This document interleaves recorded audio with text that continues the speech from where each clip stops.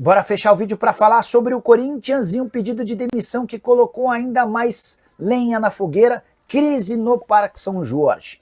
Dinei, ex-jogador de futebol e observador técnico da base do Corinthians, pediu demissão. Ele anunciou esse pedido via redes sociais, depois de fazer denúncias importantes a Gaviões da Fiel. Você vai lembrar que no fim da semana passada, integrantes da Gaviões estiveram no CT para cobrar dirigentes das categorias de base. Eles haviam recebido denúncias, inclusive, de propinas pagas para a contratação de atletas. Pois bem, essas denúncias partiram do Dinei, que decidiu se demitir de forma oficial e pública. Antes mesmo de se encontrar com o presidente, nessa segunda-feira ele ficou de aparecer no Parque São Jorge para oficializar sua saída.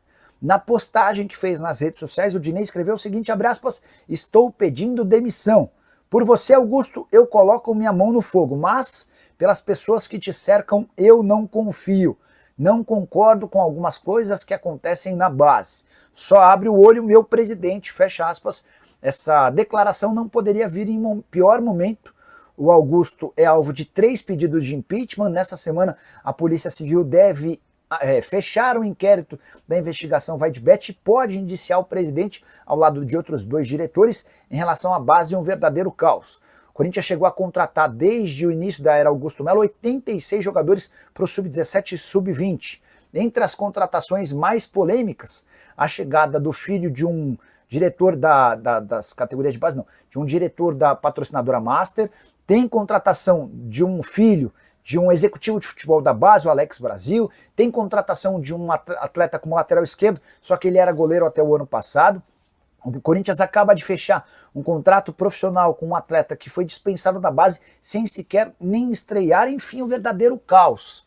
Uma confusão atrás da outra e a impressão que eu tenho é de que os dias do Augusto estão contados. Só para completar em relação ao time dentro de campo, derrota por 2-1 contra o Mirassol segue repercutindo mal. Memphis Depay muito criticado por conta da cavadinha no pênalti. Jogadores, cantores, enfim, muita gente se manifestando contra o Memphis por conta do seu comportamento. E aí a saideira, Corinthians se tornou o 4º pior visitante do Campeonato Brasileiro.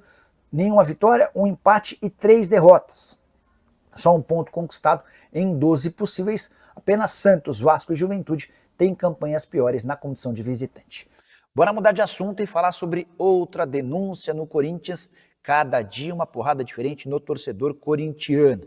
De abril a dezembro do ano passado, o Corinthians recebeu 9.062 peças, produtos da Nike, que não foram registrados no sistema. Essa denúncia foi feita por Marcelo Munhoz, que foi chefe da TI do Timão. O que significa não registrar 9.062 peças? Significa que o Corinthians, ou os dirigentes do Corinthians, podem ter feito aquilo que bem entendessem com todos esses produtos.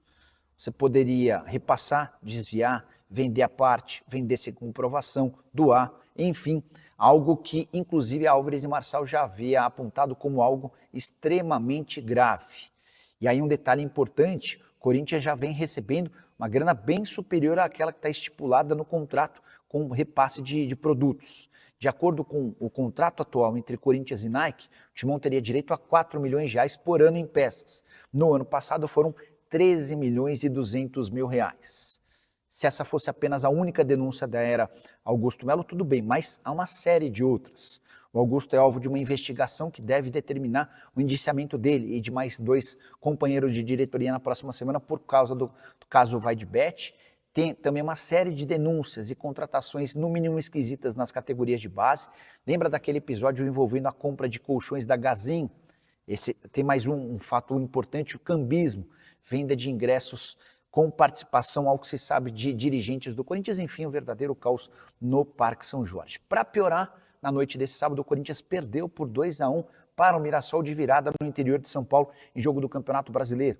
O Corinthians havia aberto o placar, mesmo depois de o Memphis Depay perder um pênalti com o Cavadinha que repercutiu bem mal entre torcedores. Com 2 gols, o Mirassol garantiu a virada, 3 pontos importantes, que colocam o Corinthians numa situação ruim no Campeonato Brasileiro, especialmente depois de um empate dentro de casa contra o América de Cali na Sul-Americana. Só um registro importante, o Timão não era derrotado de virada após sair vencendo desde setembro de 2023, a última vez que isso havia acontecido contra o São Paulo no Majestoso. Hora de falar sobre o Corinthians e o vazamento de um áudio que causou na sexta-feira. Integrantes da Gaviões da Fiel, principal organizada do Corinthians, foram até o CT do Parque Ecológico para conversar com os dirigentes das categorias de base. Tudo porque tiveram acesso a denúncias feitas através de um áudio. Ninguém soube até agora do que se tratava o áudio. O que se suspeita é que haveria cobrança de propina feita por funcionários da base do Corinthians para a contratação de atletas. E aí vale a lembrança de que desde Augusto Melo virou presidente do Corinthians em janeiro do ano passado, foram 86 reforços apenas para os times sub-17 e sub-20. Nessa reunião que contou com a presença, por exemplo, do Chicão e do Alex Brasil, que é o Chicão é o coordenador da base do profissional e o Alex Brasil é o diretor executivo de futebol da base. Gaviões fez uma série de ponderações, ouviu as explicações e promete se pronunciar em breve. Só é importante contar que em meio a todo esse contexto, o Claudinei Alves, que era o diretor das categorias de base, foi afastado. A justificativa do Corinthians é de que ele quer apurar o caso antes de tomar as próprias medidas. Dá para imaginar que se o Claudinei foi afastado em meio a suspeitas de propina, podem colocá-lo como grande culpado ou pelo menos o grande alvo suspeito nesse momento, até porque a gente não tem provas de nada, né?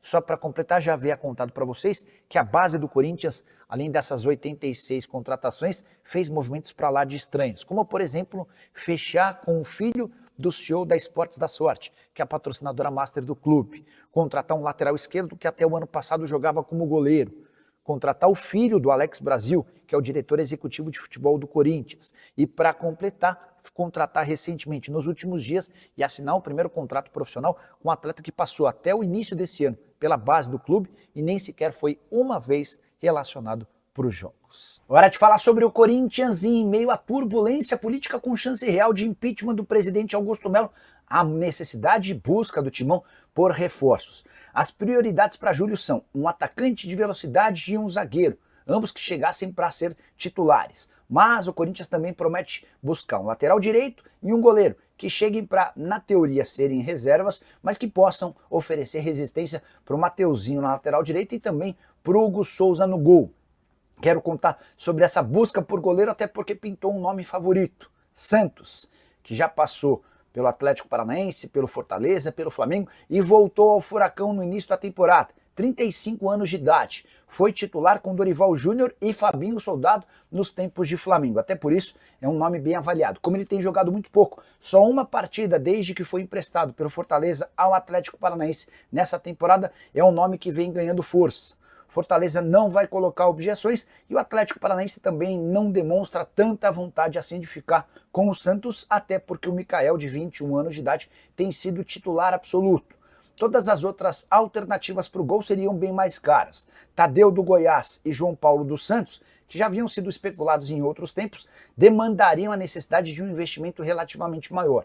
Então, para não ter de gastar muito dinheiro, que o Corinthians não tem, uma alternativa mais viável seria a chegada do Santos. Gostaria de deixar a pergunta para você, o que você pensa sobre esse goleiro? Para completar o noticiário alvinegro, contar que Augusto Melo determinou a redução de 30% dos custos em todos os departamentos do Corinthians, excluindo o futebol.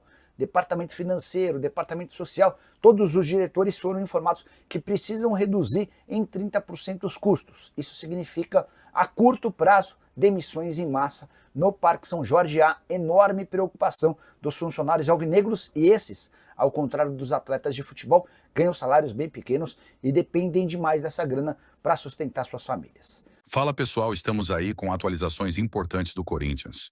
Se inscreva e ative o sininho para receber mais atualizações do Timão. Deixe seu like, que é muito importante para o crescimento do canal. Utilize o espaço aqui embaixo para registrar sua opinião. Ficamos por aqui com mais esse giro de notícias. Um abraço e até o próximo vídeo.